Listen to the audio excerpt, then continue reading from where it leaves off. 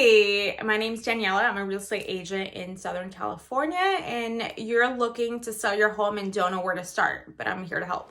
So one of the first things you want to do is meet with a real estate professional. So that way you can kind of see, you want to make sure you find an agent that you connect with, because it'll be a lengthy process and you want to make sure that you get along, that you vibe, you want to work with someone you like, and kind of figure it out what's important for you. Whether you're looking for an agent that's a great communicator, an agent that's a great negotiator, someone that you personally can hang out with. Every seller is different. Other sellers will prefer someone who lives in their neighborhood, so they're easy to access. It's just whatever works for you. You do want to prepare your home. So there's different factors that come into place. So typically homes that have been upgraded and show well tend to sell faster. So it depends on the condition of your home. Sometimes doing a full remodel is not ideal. It just kind of depends. But typically if you have upgrades to the bathrooms, and specifically the master bath, and then the kitchen, those are the biggest ones where you get your money's worth. Probably having a pool in your backyard, yes, it increases the value, but you're not going to get as much for it than if you were to spend that money upgrading your kitchen. So just different things. You can also do little things like painting. If the home hasn't been painted for quite some time, that might be something, going through and doing touch-ups and just do a quick refresh. You probably want to stick to more neutral colors. Just because and you want to neutralize the home in general. So you also want to take off any family portraits, anything that really personalizes the home, so that one, it's also a privacy safety thing, but also so that the buyer comes in and feels like they can make it their own. So it kind of just depends. You also want to make sure the house is clean.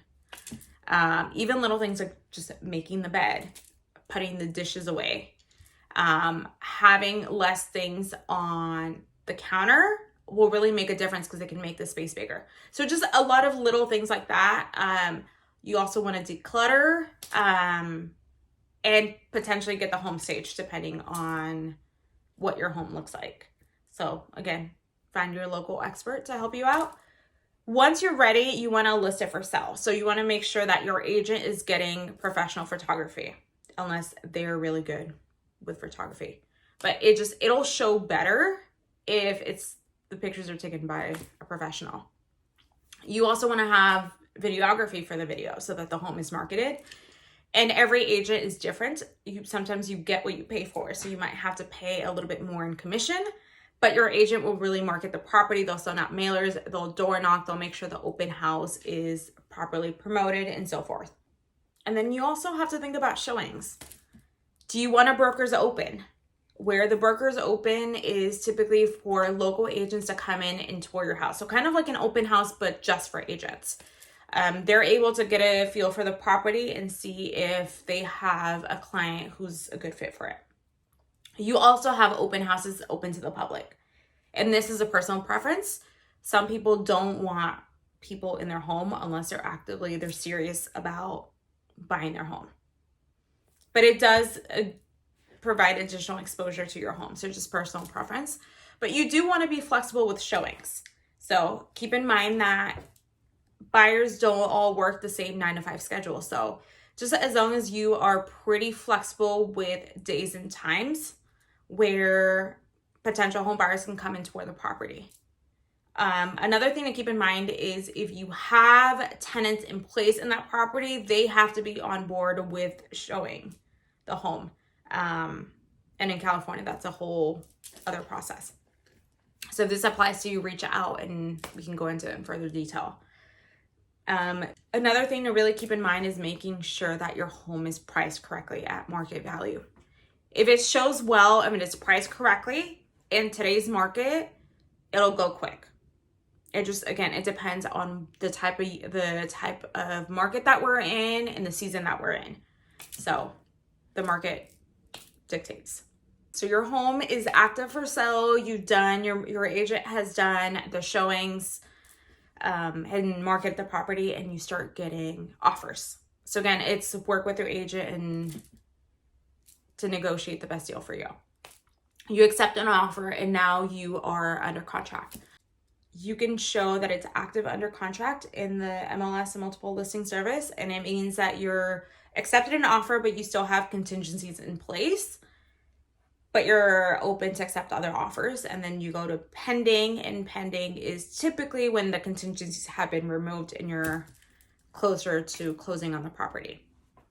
But you do, if you're, just depends on the type of offer that you receive. They are contingencies in place. So you have the home appraisal, you have the loan contingency, and then you have inspection. So with the loan contingency applies to someone who is using a loan to finance a property. If they're paying cash, not applicable. So just making sure that they are actually able to purchase a home. So your agent can work with the loan officer and potentially have them go through it and make sure that they actually qualify and they have enough funds to actually be able to close on the property and potentially cover an appraisal gap. The appraisal contingency is, we'll use for easy math, let's say the offer is $100,000 and it's appraised at $95,000. The buyer is responsible for covering the gap between the appraisal and the offer. So you want to make sure that your agent is looking in to make sure that they have the funds to cover that in addition to closing costs and what they're putting down. So next we have the inspection. So the inspection is not just a physical inspection, but you also have to be flexible with the buyer coming in to schedule an inspection of the property. So it's not physical inspection, but they're also reviewing the disclosures that you completed. And they're also reviewing, if there's HOA, they're also reviewing the HOA docs. So they're all kind of just grouped into the inspection. Most people will rarely waive the inspection unless they're planning on tearing it down. So just something to keep in mind. Again, as you have to be flexible with the showings, you might also have to be flexible with that, with the inspection. They might also, depending on the condition of the home, they might also schedule contractors to come out or to get some sort of estimates on whatever they're planning on getting work done. But that's also, your agent can communicate with their agent so that they all come kind of around the same time to schedule all those. But just something to keep in mind because it does happen from time to time. So your buyer has removed all their contingencies, which typically 17 days, but can be negotiated. And then after that, you pretty much are just waiting for escrow to give you the clear to close. And then you have closing day. And that's pretty much it. I mean, once you are closing, you have to get all your belongings out of the home with the exception of whatever's been negotiated that the buyer will keep, whether it's certain appliances or they negotiated to keep the TVs, anything like that. And if you're taking things off the wall, just making sure that you're patching up those holes and so forth. But that's just a brief overview of what to expect during the selling process. If you're curious if it's a good time for you to sell or what your home is worth, don't hesitate to reach out. My contact information will be linked below. Thank you for watching.